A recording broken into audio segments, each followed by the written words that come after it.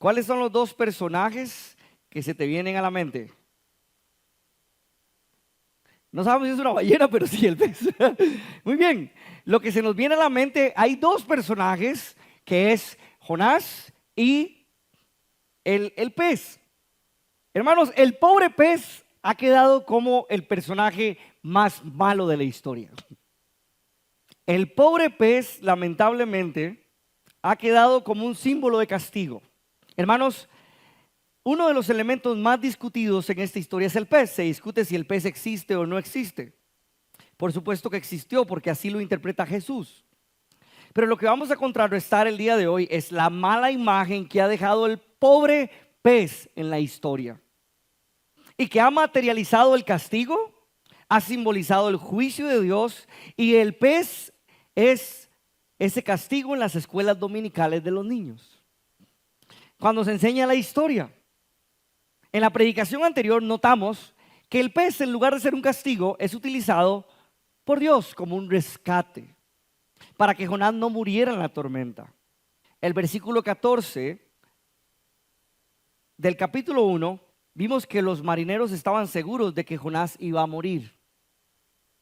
Fue lanzado a la tormenta y ellos dicen, probablemente morirá. De hecho, los marineros claman a Dios para que no se les tome en cuenta como un asesinato tirar a Jonás por la borda. Dice versículo 14 de capítulo 1, entonces invocaron al Señor y le dijeron, te rogamos, oh Dios, que no permitas que perezcamos por causa de la vida de este hombre. Ni que pongas sangre inocente sobre ellos. ¿Qué está queriendo decir aquí?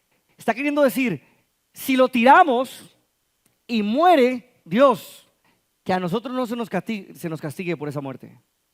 Eso quiere decir que los marineros, teniendo un hábil entendimiento de cómo manejar las tormentas, sabían que probablemente Jonás moriría. Dice, porque tú has hecho como te ha placido. Esto quiere decir, hermanos, que daban por seguro su muerte, pero Dios en su misericordia envió un pez. Mientras estaba a punto de morir en la tormenta y solo, y Dios envió un pez. Que más que un castigo, la verdadera función del pez es más importante en la historia. Este pez, quiero que presten atención acá. Este pez es donde la gracia de Dios se ve reflejada en la vida de Jonás. Este pez exhibe el gran esplendor de su gracia y misericordia. Hendrickson dice lo siguiente, no lo tengo por acá, dice, la misericordia es no recibir lo que merecíamos. ¿Van conmigo acá? Entonces, tu hijo se porta mal, ¿qué merece? Yo le digo a Maite, un pau pau, le digo yo, pau pau, se merece un castigo, pero cuando yo no le doy lo que merece, el castigo que merece, eso es misericordia. Ahora, ¿qué pasa? Dice Hendrickson, y gracia es recibir lo que no merecíamos. Déjeme explicarlo de esta forma. Mi hija se porta mal y en lugar de darle un castigo, no le doy el castigo, misericordia. Pero en lugar de castigarla, le doy algo que no merece, un helado. ¿Qué es eso? Misericordia y gracia. Dar lo que no merece y no darle lo que merece, castigo y premio o recompensa. Entonces, hermanos, eso es misericordia. ¿Qué merecía Jonás por ser rebelde y huir a la voluntad de Dios? Castigo, muerte. Pero en lugar de eso recibe misericordia. Era muy fácil para Dios decir, ok, tírelo al mar que se muera y yo consigo otro profeta. Es por eso que Dios en su misericordia no le da a Jonás lo que merecía, la muerte, sino le da algo que no merecía, la salvación física por medio del pez. El pez funge como una increíble muestra de gracia, ya que permite que Jonás estuviera en una situación difícil, oigan acá, de donde pudiera ser quebrantado. De tal forma que pudiera evaluar su situación. Eso quiere decir que el pez quebranta a Jonás de tal forma que él se evalúa a sí mismo, lo que hizo, su orgullo, su rebeldía, lo evalúa en medio del pez. En medio de las circunstancias difíciles, cuando más decimos, Puchica, ¿ahora qué? Hermanos, muchos autores, lo voy a seguir diciendo más adelante y van a ver un poco las analogías. Para muchos autores, esta historia es muy similar a la historia del hijo pródigo, donde el hijo pródigo y donde Jonás llegan hasta estar en el fondo y hasta ahí recapacitan. Querido hermano, el pez fue el lugar donde Jonás fue quebrantado, donde Jonás evaluó su situación, su orgullo y su rebeldía, y fue el único lugar solo frente a Dios donde podía arrepentirse.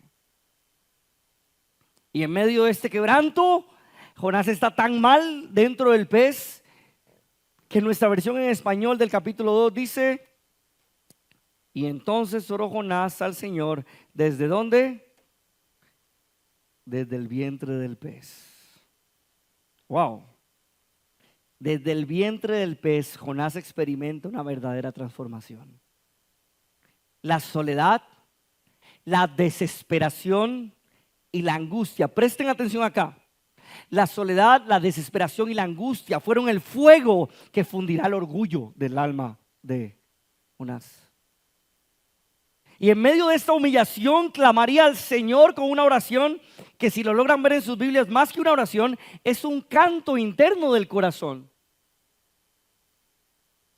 Y debemos notar que la Biblia expresa que clamó a su Dios, aquel que huyó, de aquel que fue rebelde, de su Dios. Querido hermano, por más mal que Jonás se había portado, sabía que le pertenecía a Dios. Wow. Implica la confianza. Aun cuando ha sido rebelde y desobediente, se acerca deliberadamente a su Dios. Él entiende que aún en medio de la desobediencia, Dios seguía siendo su Dios. Y como les dije, es lo mismo que sucede con el hijo pródigo. Cuando el hijo pródigo está comiendo con los cerdos, ¿qué dice? Entonces, volviendo en sí, ¿cuántos de los trabajadores de quién? Vean los posesivos aquí, que son muy importantes. ¿De quién?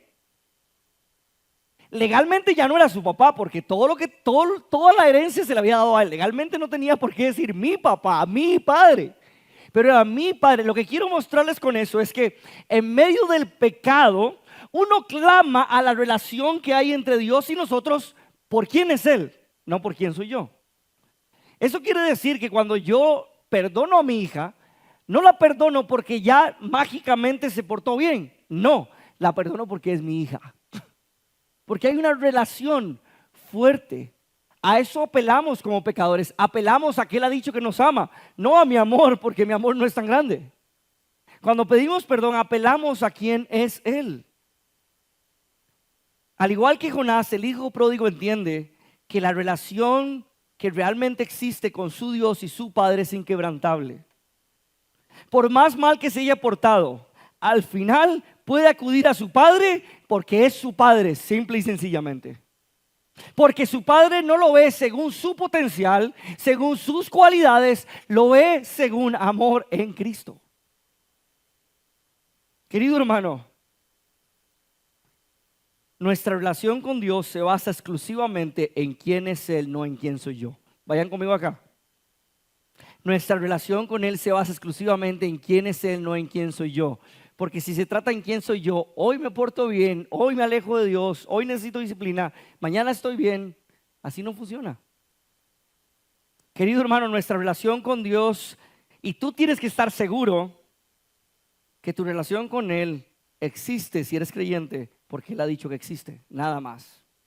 Tú no tienes que salir hoy de la iglesia diciendo: hoy sentí la presencia de Dios. No, la presencia de Dios, si eres creyente, está por medio del Espíritu Santo en ti. No necesitas sentir nada.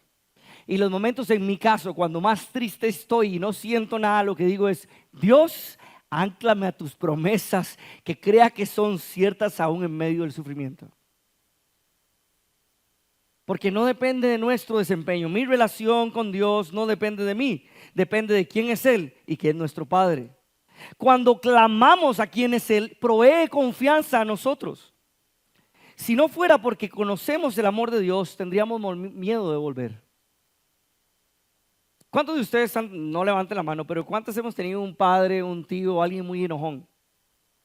¿Acudimos a esa persona cuando nos sentimos mal? No. Si no conociéramos el amor, no nos daríamos cuenta o no podríamos correr a Cristo o correr a Dios. Porque el amor de Dios es lo que realmente hace que estemos con Él, no nuestro amor. Querido hermano, si no conociéramos a ese Dios, tendríamos pavor de volver a Él por lo malo que hemos hecho. De la misma forma, aún en nuestro pecado, querido hermano, nos acercamos a Él con confianza, no porque somos buenos, sino porque Él fue bueno y mandó a su Hijo a morir por nuestro pecado. De la misma manera, hermanos, aun cuando no merecemos perdón, no merecemos el cuidado, le pertenecemos a Él. No por nuestro desempeño, sino porque somos sus hijos. Es por eso que no podemos extrañar lo que dice Juan Calvino cuando escribe su institución cristiana, que dice: Dios ordenó la oración, no ordenó la oración por su causa, sino por causa de nosotros. Repito, Dios no ordenó que oráramos por causa de Él. Él ordenó que oráramos por causa de nosotros, porque lo necesitamos. Porque si no fuera por Él, no sabemos ni qué pedir, dice Romanos. No sabemos ni qué pedir, por eso hasta nos da su espíritu, para que su espíritu pida conforme a la voluntad de Dios, no a la voluntad nuestra.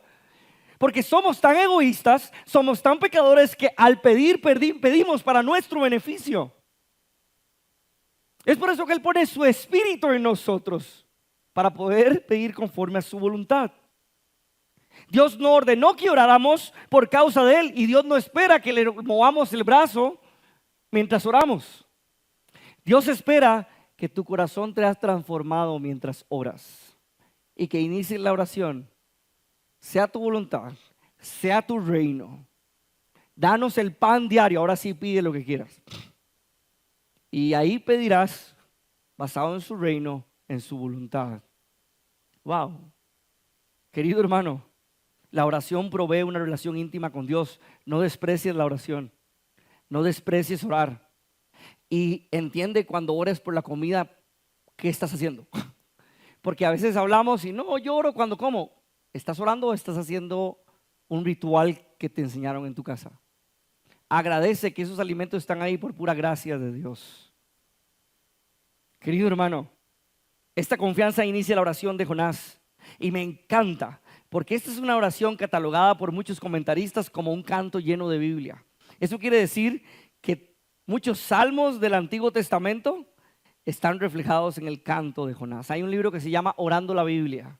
Se lo recomiendo, pequeñito. Querido hermano, a veces no sabemos qué orar. Recomendación: ora después de leer la Biblia. Ora las escrituras de Dios. Porque a veces usamos a Dios como un psicólogo, solo para contarle cómo estamos. Toma la escritura, lee la escritura, sé transformado por la escritura y ora la escritura. Mi esposa y yo hacemos devocionales distintos. Ella un poco más, lo confieso. A mí me encanta leer algunas otras cosas cuando estudio devocionales, y ella está leyéndose toda la Biblia. Y me dice: Esteban, ¿hoy quieres leer conmigo? Y yo: sí, está bien. Yo no acostumbro más de un capítulo cuando hago mi devocional, porque yo soy una persona que agarra un versículo y le doy vuelta al versículo o una sección y empiezo. Y le hago: ok, ¿y cuánto vamos a leer? 3 capítulos. Híjole, amor, no vamos a aprender nada. ¿Y de qué libro? Primera Samuel. No, hombre, ¿cómo vamos a hacer eso? Está bien, sentémonos a leer. Y entonces le digo: pero voy a leer yo para no dormirme. Entonces ya agarré la Biblia y empiezo a leer. Wow, hermanos, fui transformado increíblemente por esos 3 capítulos. Yo terminé y dije: yo estoy estudiando Corintios y voy por secciones más cortas. Yo hago todo un esquema y me vuelvo loco. Y le dije yo, ¿cómo me transformó? Leímos 3 capítulos, y en los 3 capítulos era David derrotando a sus enemigos, David ofreciendo gracia al nieto de Saúl, y por último llegamos casi a David a punto de pecar.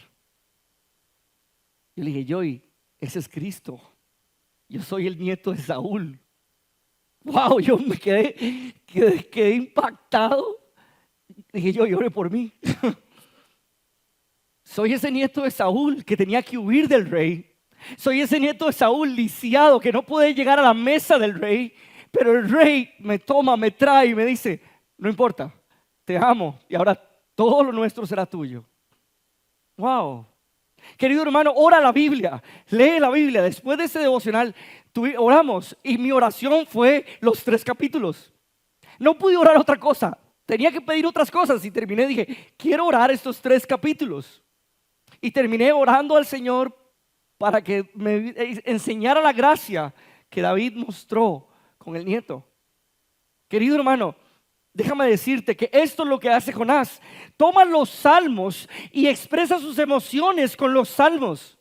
Él no está simple y sencillamente filosofando o tratando de buscar a Dios como una reflexión psicológica. Él toma la Biblia porque sabe que la Biblia lo va a transformar a él primero y luego él va a hablar con Dios. Eso es lo que hay que hacer.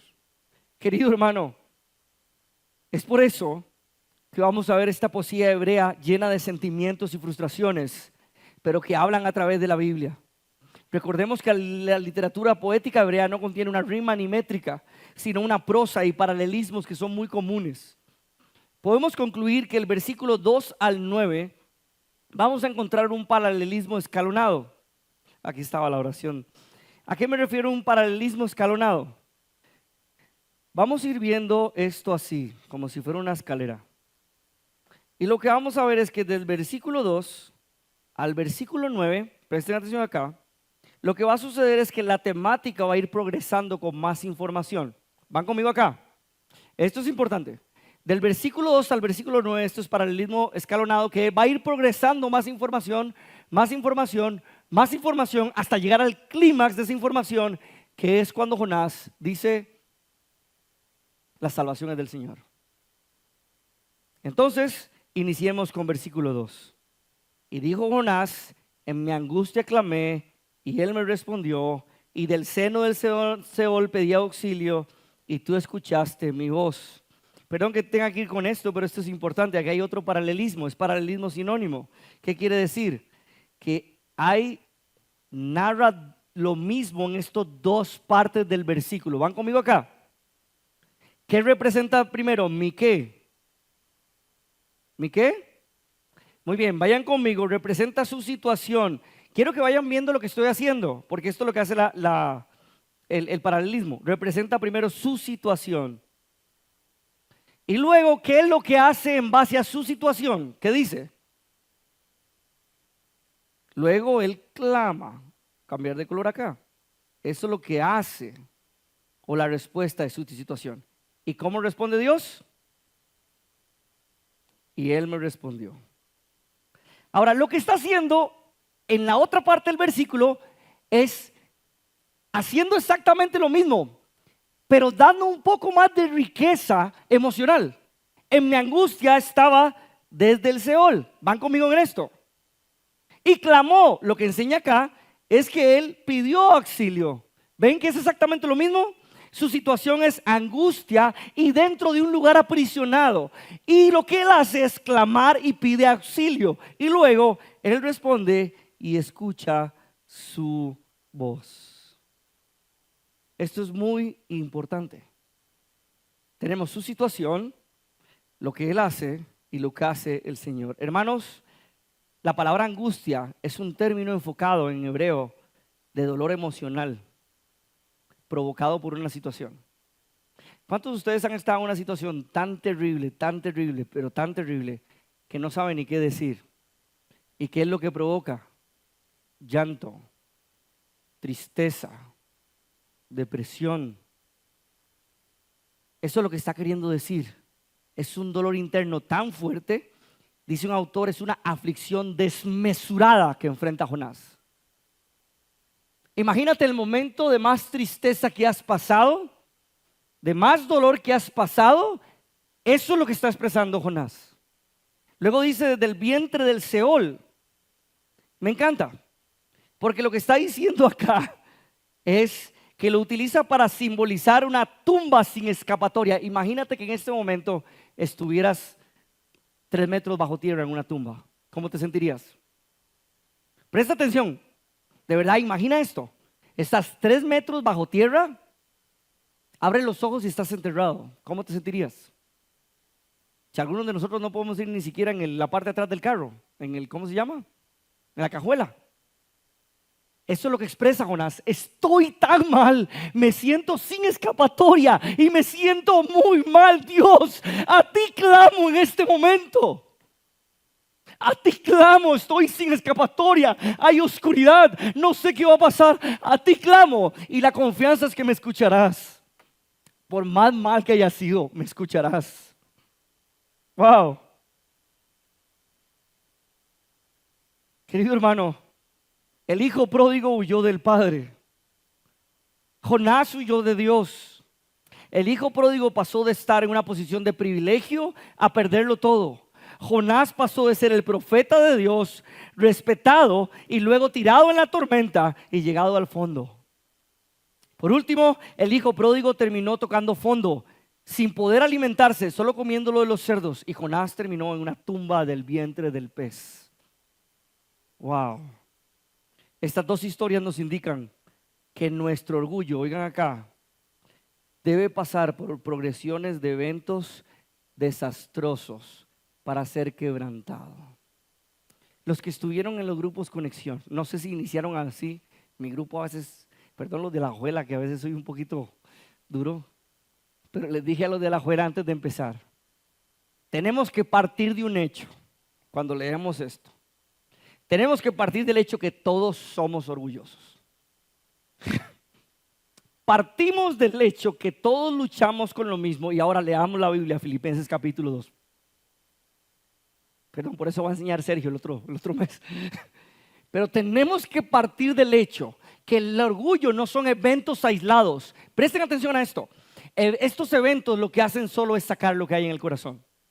Pero orgullo no son comportamientos en eventos aislados. Orgullo es una naturaleza y una disposición del corazón a querer todo para mí y a que yo sea el centro y a que la gente me aprecie y a que yo sea mejor que los demás. Eso es orgullo. Entonces debemos partir del hecho que todos somos orgullosos, pero ahí clamamos. Él invoca al Señor y me encanta porque la palabra Señor es Yahvé o Yahweh, como se diría acá. Y esto es muy bueno, ¿saben por qué? Porque es llamando a Dios con el nombre del pacto. ¿A qué me refiero con esto? Dios hizo un pacto con su pueblo. Ustedes eran míos. Ese pacto es al que clama Jonás. Clamo al Dios que dijo que seremos de él. Le doy el nombre, un nombre que es sobre todo nombre, que muestra que hay un pacto que él hizo con su pueblo. Y luego pide auxilio. Me encanta cuando pide auxilio, porque saben, este pedido de auxilio es un grito, es como un grito en la palabra hebrea.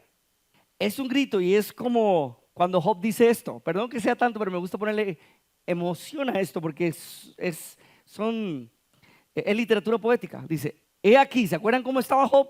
Estaba mal Job. He aquí yo grito, violencia, y no tengo respuesta. ¿Recuerdan a Job? Job estaba mal, no sabía por qué. Se murieron sus hijos, perdió todo y él grita, violencia, y no tengo respuesta. Clamo pidiendo ayuda y no hay justicia. Wow, ¿cuánto nos hemos sentido así? Yo muchas veces. Clamo y no hay justicia. Jonás está desesperado y clama en hebreo al Señor del pacto que prometió cuidarlos como judíos. Wow. Jonás clama y él me respondió y escuchaste mi voz. Wow. Desde la tumba del pez. Por eso es que Jesús dice que va a estar a los 3 días, va a salir de ahí. Porque esa es la simbología de la tumba del pez. Él clamó en soledad y desesperación y está seguro que Dios lo escuchará. Wow. Ese es nuestro Dios. Este cántico de Jonás deja ver grandes inquietudes y conflictos que sacuden su corazón. Y también nos enseña que debemos buscar a Dios y la búsqueda nunca es en vano. Dice Juan Calvino, Él siempre está listo para socorrer a los suyos cuando claman a Él. El problema es que cuando pasamos problemas buscamos a un montón de personas excepto a Dios. A Dios lo buscamos con enojo y frustración. Ese es el gran problema que tenemos. Y dice Jonás, pues me había echado a lo profundo, en el corazón de los mares, y la corriente me envolvió. Todas tus encrespadas olas y tus ondas pasaron sobre mí. ¿Alguien ha estado cerca de ahogarse? ¿No? Qué dicha. Bueno, algunos sí. Imagínate estar ahogándote, estar viendo las olas que vienen por encima de ti. Eso es lo que está diciendo el autor. Y estarte intentando salir. Y esa desesperación y al final terminar yéndose al fondo del mar. Y esta es una analogía, no solo del fondo del mar, sino del fondo de su propia maldad. Y aquí empieza el cambio, versículo 4, me encanta. Los que leyeron capítulo 2, espero que hayan visto esto. Hermanos, Jonás dice algo que debería ser enmarcado en nuestras casas. Entonces, he sido expulsado delante de tus ojos. Este argumento acá es que ha sido quitado de su presencia, de la presencia de Dios. He sido expulsado de delante de tus ojos. Sin embargo, ¿qué dice? ¿Volveré a mirar qué? Su santo templo. ¿Qué implicaciones tiene eso? Y esto me encanta. Hermanos, Jonás se sentía expulsado de su presencia. Eso significa, cuando menciona sus ojos, quiero que vean porque esto es poesía. ¿Qué pasa cuando usted no ve a sus hijos en un mall? Ya no están en sus ojos. Eso significa que ya no está bajo su protección. ¿Les ha pasado? ¿Sí? ¿Y dónde está Mighty? ¿Dónde está Mighty? Y uno ya empieza a volverse loco porque no lo ha visto. Lo que quiere decir aquí el autor, de forma metafórica y poética, me encanta, debería predicar salmos, es que ya no está bajo el cuidado de Dios, ya no lo ve. Y como ya no lo ve, entonces está fuera de su presencia, está fuera del cuidado de Dios. Ya no está bajo el cuidado de Dios, estaba en oscuridad, ya no hay luz. Pero aún en medio de esa oscuridad, Él fijará sus ojos al santo templo. Y detengámonos un momento acá. ¿Por qué Jonás menciona el templo y no menciona a Dios? ¿Por qué Jonás no dice, pongo mis ojos sobre Dios, sino pongo mis ojos sobre el templo?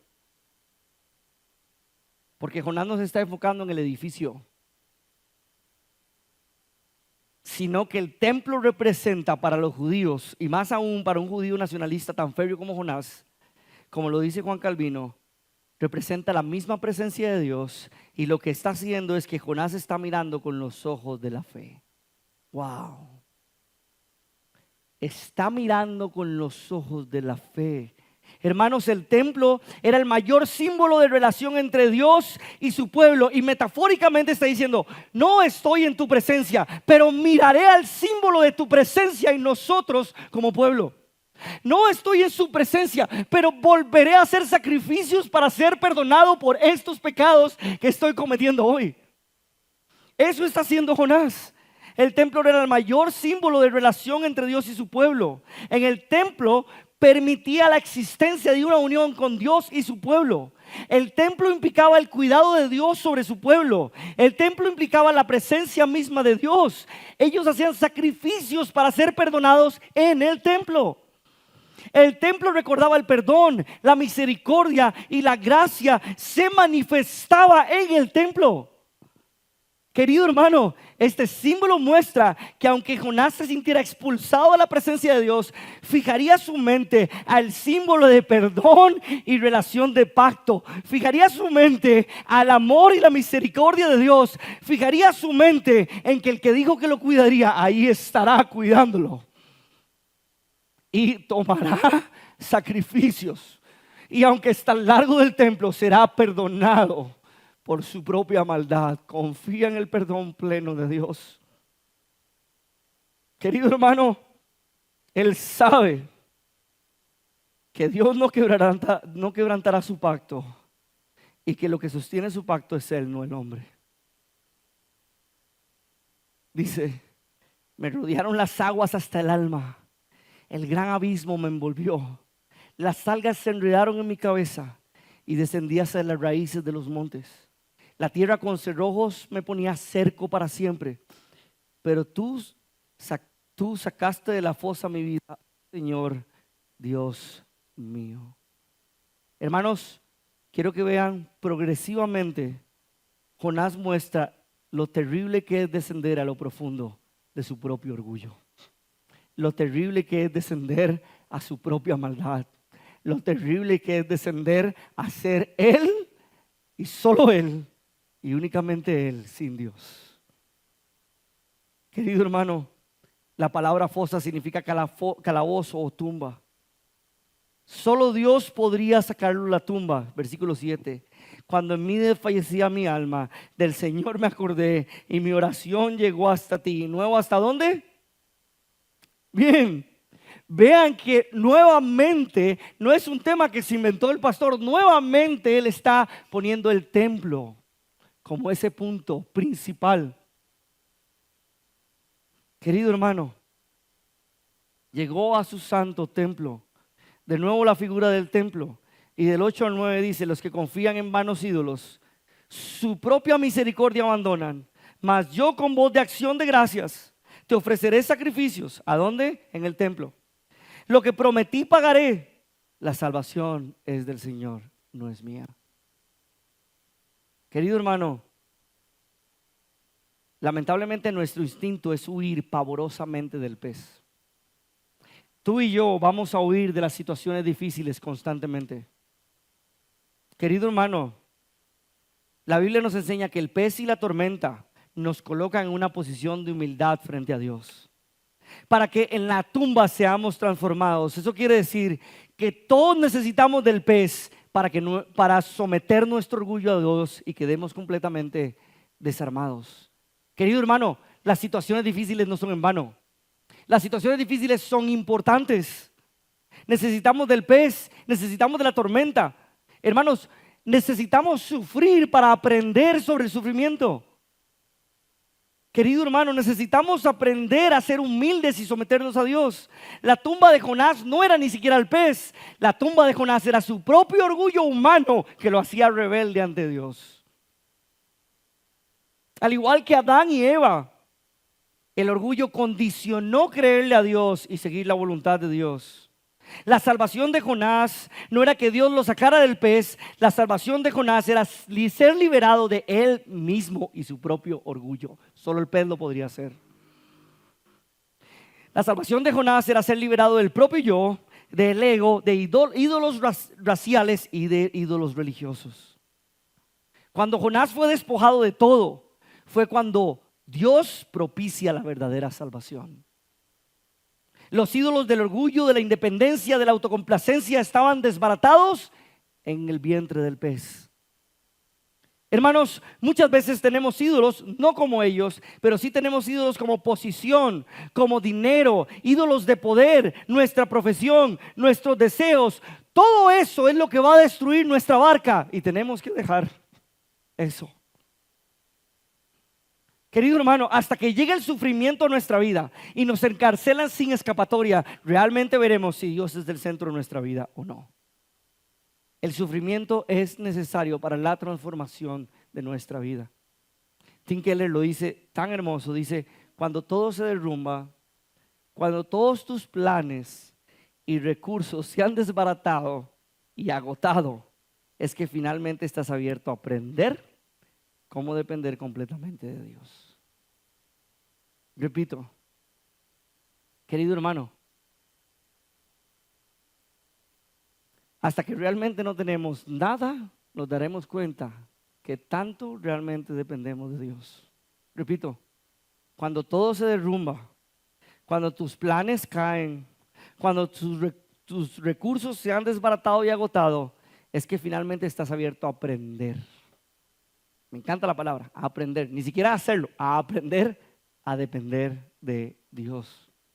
Él sigue diciendo, como suele decirse, Nunca te das cuenta de que Jesús es todo lo que necesitas hasta que sea todo lo que tienes. Repito, nunca te darás cuenta que Jesús es todo lo que necesitas hasta que es lo único o todo lo que tienes. Dice Jesús en Mateo 10:39, el que haya su vida la perderá, y el que ha perdido su vida por mi causa la hallará. Solo dentro del pez, querido hermano, en la profundidad de la tumba, entenderás su gracia.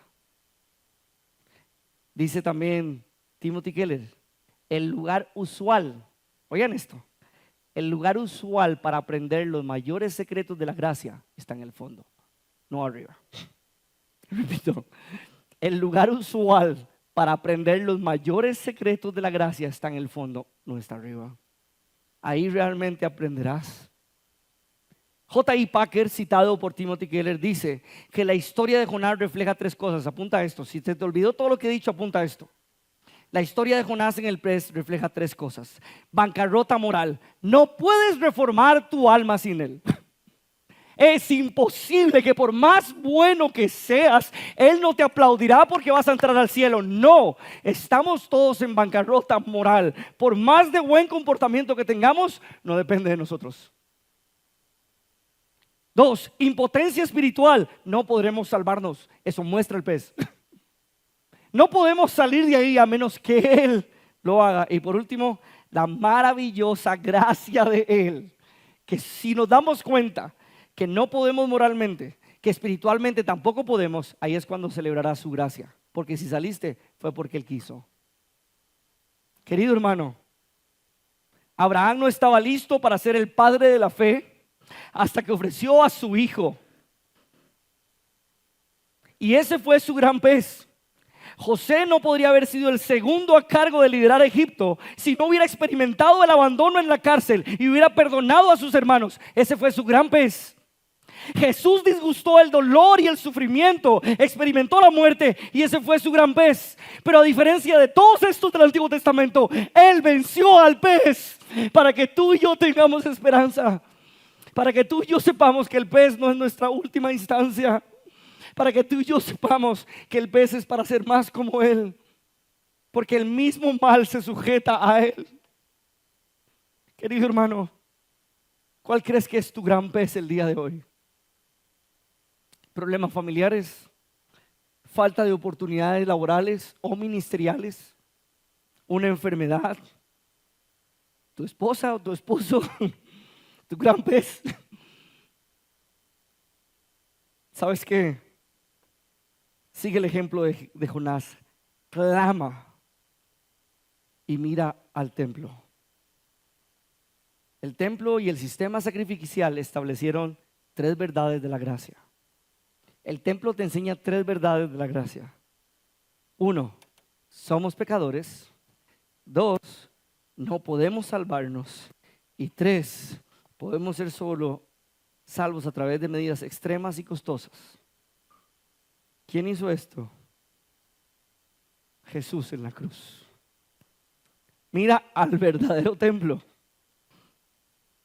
Mira al verdadero templo que murió, que fue destruido y que resucitó. Dice Jesús en Juan 2:19-21. Jesús respondió y le dijo: destruid este templo. Al que Jonás miró, al que Jonás clamó, destruye este templo.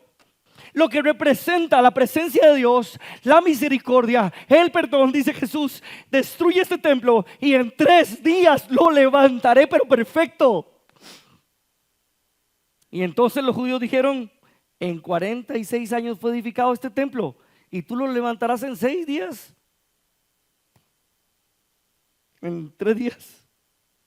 21. Él hablaba de su cuerpo, que es el verdadero templo de Dios. Wow. Mira a ese símbolo de misericordia cuando estés mal. Mira ese símbolo de gracia cuando estés mal. Mira ese símbolo de perdón cuando estés mal. Mira a la cruz, a Cristo, nuestro verdadero templo hoy. Querido hermano, mirar al templo hoy significa mirar con fe a Jesús. Mirar al templo hoy significa entender que por medio de Cristo tenemos relación con Dios. Mirar al templo hoy es entender que hemos experimentado la presencia de Dios en Cristo. Querido hermano, el pez solo es un instrumento para que fijes tu mirada en Cristo, nada más.